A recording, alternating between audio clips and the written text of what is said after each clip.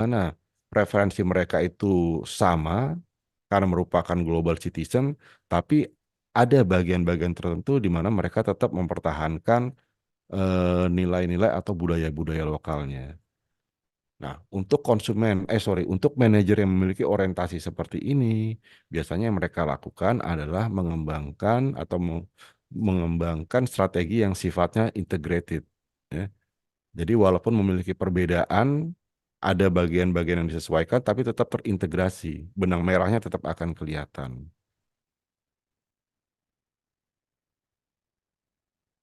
Nah, ini bicara tentang orientasi yang dimiliki oleh manajemen yang nanti akan mempengaruhi pendekatan yang dilakukan oleh perusahaan ketika masuk ke pasar internasional.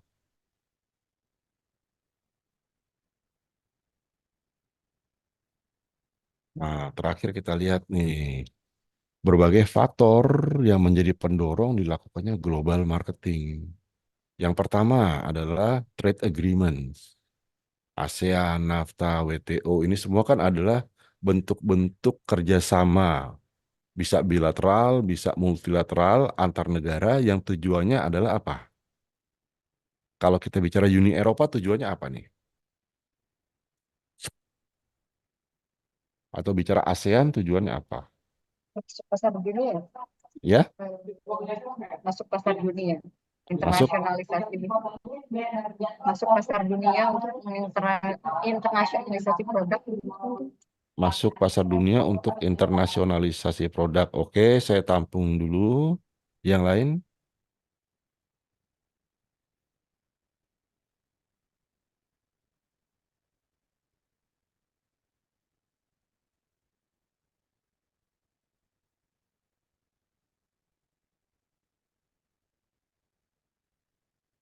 Oke, intinya kalau kita bicara tentang trade agreement, itu bicara tentang perjanjian kerjasama yang substansinya adalah mempermudah perdagangan antar negara anggotanya. Dan jadi sederhananya, kalau kita bicara ASEAN aja, ketika produk-produk dari Indonesia masuk ke Malaysia, masuk ke Thailand, masuk ke mana lagi, itu biasanya akan dikenakan tarif, tetapi tidak setinggi tarif yang dikenakan ketika produknya itu berasal dari negara-negara Amerika atau Eropa. Nah, intinya apa? Intinya supaya arus keluar masuk produk antar negara itu bisa menjadi lebih mudah. Lebih mudah dalam arti nanti harga jualnya bisa lebih kompetitif. Nah, itu tujuannya.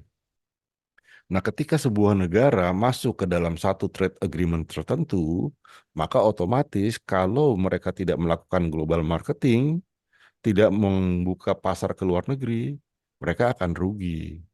Kenapa rugi? Karena trade agreement kan itu intinya.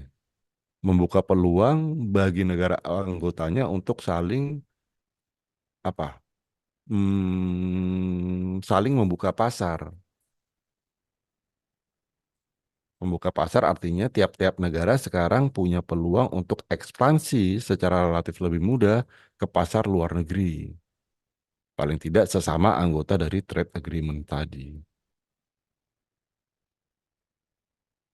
Nah, kemudian IT, revolusi IT ini juga menjadi bagian penting yang mendorong terjadinya global marketing. Dengan adanya internet, dengan adanya sosial media, sekarang konsumen bisa dengan mudah melihat produk apa nih yang lagi tren di luar negeri, misalkan. Nah, itu sedikit banyak akan berimbas pada preferensi yang dia miliki. Makanya sekali lagi saya bilang ada konsep yang namanya global citizen. Global citizen itu walaupun konsumennya ada di negara macam-macam, tinggal di negara yang berbeda, tapi mereka punya kesamaan preferensi dan itu terbangun karena adanya IT revolution tadi. Di era 80-an nggak akan terjadi. Kenapa? Karena belum ada internet, belum ada sosial media. Susah banget untuk tahu apa yang lagi tren di luar negeri. Nah, faktor yang berikutnya adalah perkembangan di bidang transportasi dan komunikasi. Oke, membuka pasar di luar negeri tentunya kan nanti butuh orang untuk kita tempatkan di luar negeri, ya kan? Nah, itu menjadi tidak gampang ketika teknologi komunikasi dan transportasi belum berkembang seperti sekarang ini. Misalkan ketika akan melakukan rapat koordinasi antara kantor pusat dengan kantor cabang di luar negeri. Ketika belum ada Skype, belum ada email, belum ada video conferencing, maka mau tidak mau, manajer-manajer yang ada di cabang luar negeri itu harus terbang datang ke kantor pusat untuk meeting. Ya kan? Itu cost yang besar sekali. Ya kan? Nah, tetapi sekarang dengan adanya perkembangan teknologi, maka meeting bisa tetap dilakukan tanpa harus bepergian, misalkan lewat video conference tadi. Yang berikutnya adalah product development cost. Semakin hari, ya, biaya untuk memproduksi produk baru itu menjadi semakin tinggi. Kenapa? Karena muatan teknologi dari tiap-tiap produk itu menjadi semakin banyak. Oke. Nah, ketika produknya menjadi semakin memiliki biaya yang tinggi, maka untuk bisa menghasilkan profit, untuk bisa BEP, dia harus menjual dalam jumlah yang relatif banyak. Yang itu tidak mungkin dilakukan kalau pasarnya hanya pasar domestik. Oke, biaya yang tinggi harus ditutup dengan sales yang besar. Sales yang besar nggak akan tercapai kalau pasarnya hanya di pasar domestik. Jadi mau tidak mau, untuk bisa mencapai keuntungan, perusahaan harus membuka pasar ke luar negeri. Nah, ini bicara dari sisi product development cost yang kemudian menjadi faktor mendorong perusahaan untuk ekspansi. Yang terakhir adalah tentang World Economic Trends. Ya. World, World Economic Trends itu bicara tentang bahwa negara-negara berkembang seperti negara-negara di Asia sekarang ini merupakan pasar yang sangat seksi. Kenapa? Karena kelas menengahnya konon akan terus bertambah. Kelas menengah bertambah artinya konsumen yang memiliki daya beli mencukupi itu akan terus bertambah. Di sisi lain, negara-negara Eropa sudah mulai redup nih, pasarnya udah mulai jenuh. Nah, adanya perbedaan perkembangan pasar ini yang kemudian mendorong banyak perusahaan-perusahaan dari Amerika dan Eropa itu menyasar sekarang ke pasar-pasar negara Asia. Kenapa? Karena di negaranya sendiri sudah mulai jenuh, di sisi lain di negara-negara berkembang justru sekarang lagi top-topnya. Nah, ini kemudian mendorong banyak perusahaan-perusahaan Eropa dan Amerika yang melakukan ekspansi. Nah, ini sekilas ya gambaran tentang apa yang akan kita diskusikan di dalam satu semester terkait dengan mata kuliah global marketing atau international marketing. Oke, sampai di sini ada yang ingin ditanyakan atau tidak, teman-teman?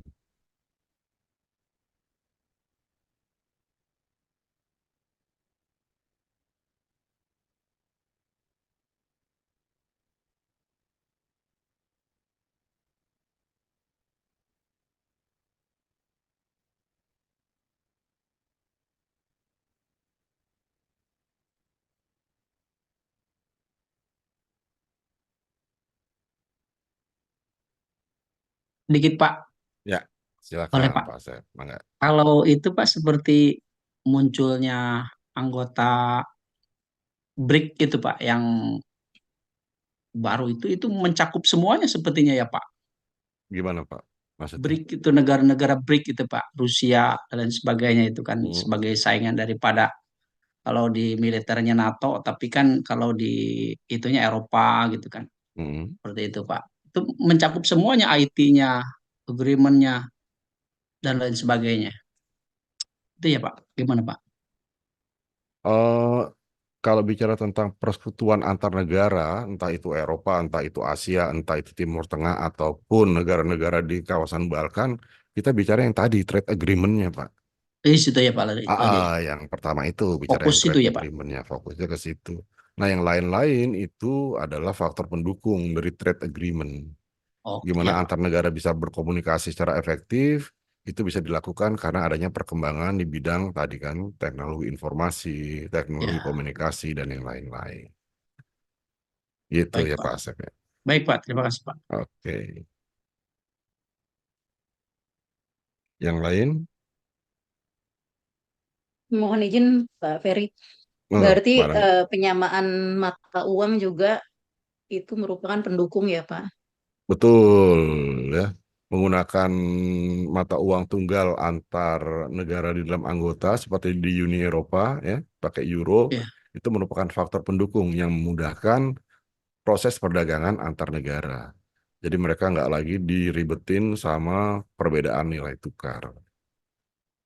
Betul mana nih? Itu faktor pendukung Ya, untuk trade sebenarnya itu agreements. menguntungkan kita juga ya Pak. Kalau kita jalan gitu keluar nggak usah tukar-tukar uang. Ya, buat sisi konsumen juga ada untungnya. Jadi nggak terlalu banyak tukar-tukar mata uang ketika harus berjalan-jalan di negara-negara kawasan tersebut.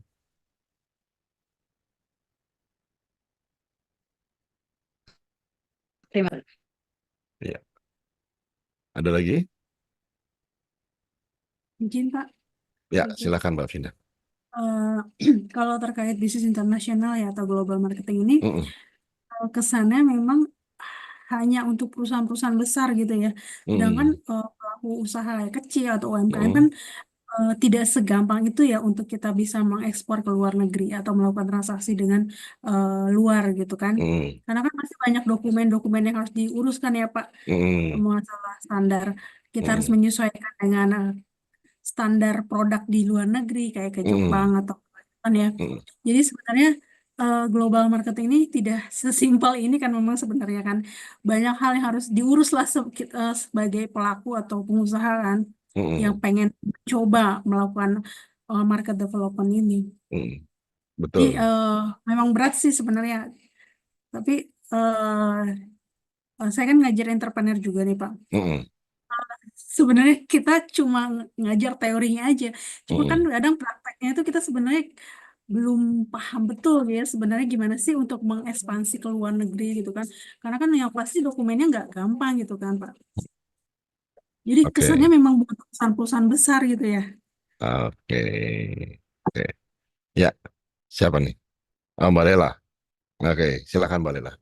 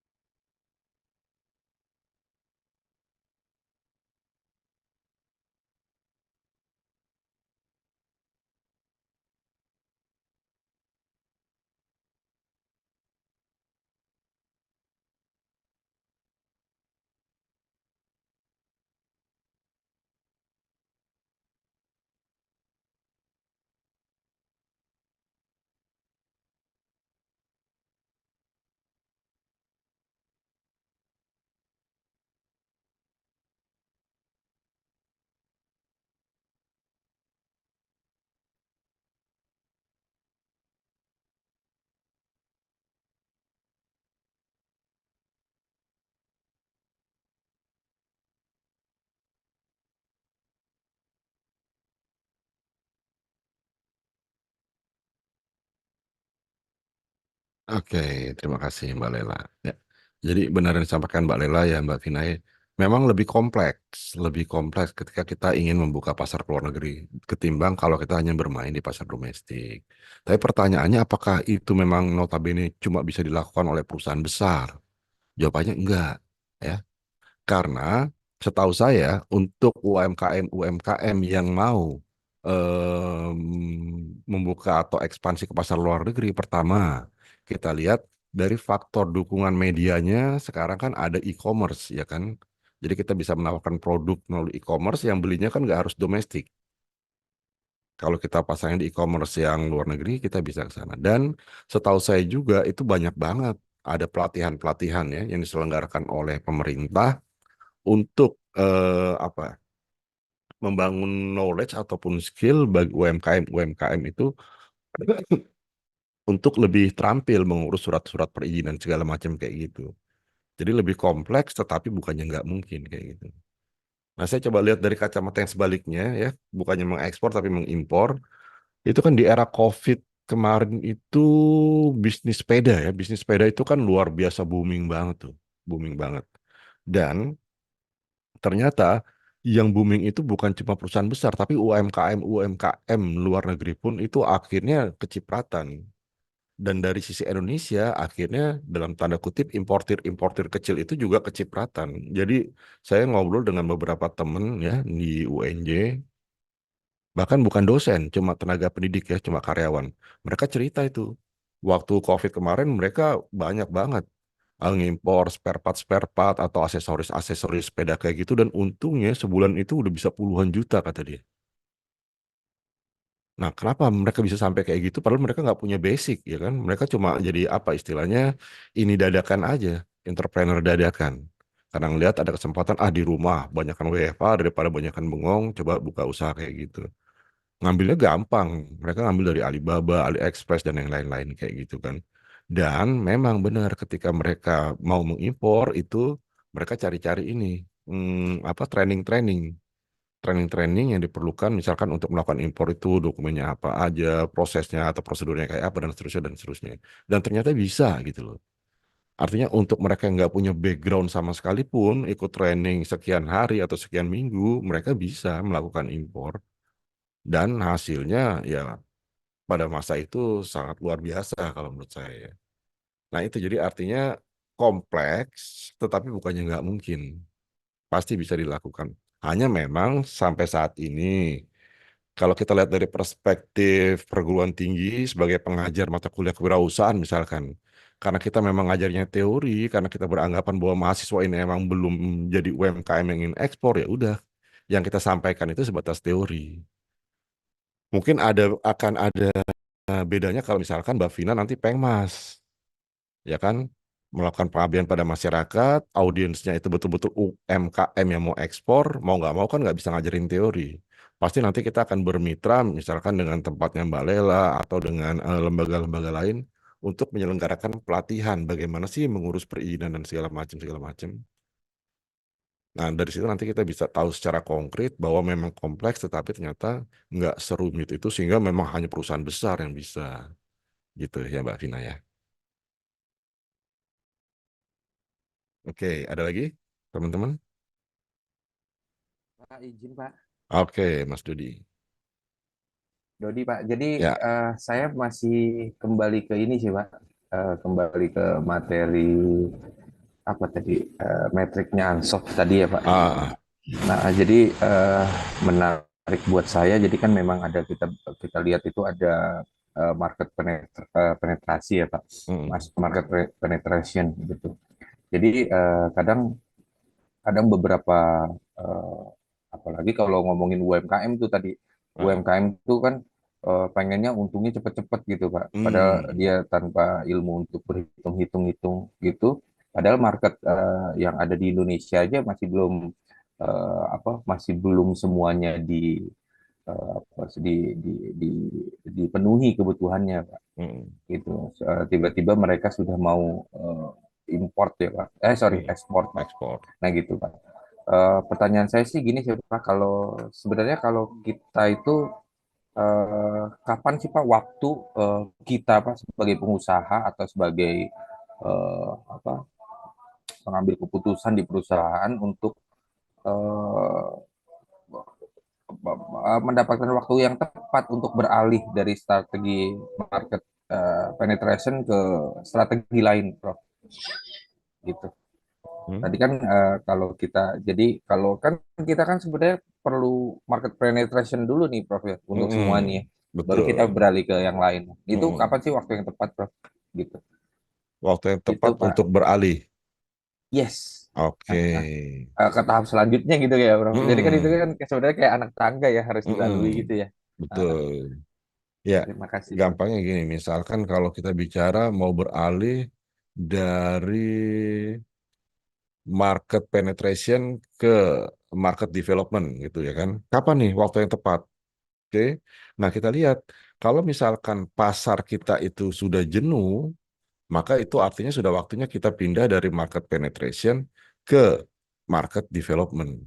Nah, gimana sekarang mengidentifikasikan pasar yang sudah jenuh? Kita pakai dua data, ya. Pakai time series data penjualan kita, sama kita lihat data penjualan industri secara overall. Kalau selama beberapa tahun terakhir penjualannya emang udah stagnan, nggak naik-naik, ya, baik penjualan kita sebagai perusahaan personal maupun penjualan industri, itu artinya industrinya udah jenuh. Maka pasarnya harus dikembangkan. Nah, itu ciri-cirinya, menggunakan data time series dari data penjualan biasanya. Nah, tetapi kalau misalkan kita lihat penjualan kita, perusahaan itu nggak naik-naik, tapi secara industri mereka masih naik. Berarti apa? Berarti yang masalah adalah kita yang masih belum mampu melakukan penetrasi secara maksimal, sehingga kita masih terus harus bertahan di strategi yang market penetration tadi. Biasanya gitu ya Mas Dodi ya, pakai data time series penjualan industri maupun penjualan perusahaan perseorangan. Ya, siapa? Jadi ya itu Pak, kadang-kadang memang banyak ya terutama UMKM ya, baik perusahaan maupun perorangan di Indonesia pada khususnya itu mereka menganggap penjualannya sudah stagnan, Pak. Padahal mereka yang tidak Ya, mampu menjamah pasar gitu, Pak. betul, iya. Iya. Misalnya target market dia ada di Jabodetabek gitu, Pak. Sedangkan Mm-mm. dia hanya di misalnya katakan di Jabodetabek baru Jakarta Barat aja. Jakarta Barat juga baru 3 kecamatan kan gitu, Pak. Oh, Tiba-tiba mereka menganggap mau ekspor, stagnan. Oh, udah stagnan. stagnan Oh, tuh. kita harus ini. Iya, betul. Itu namanya strategi lari kali ya, Pak, dari kenyataan. Bisa, bisa. Bisa. Terima kasih, Pak. Oke, Mas Adi. Silakan, Mbak Lela.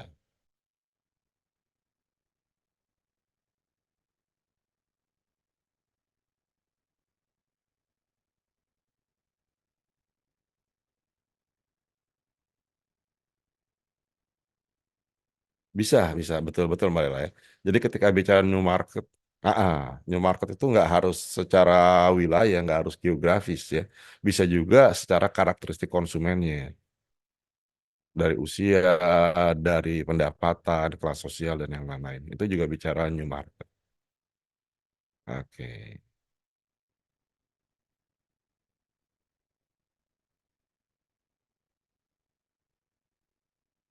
Ada lagi? Belum ya?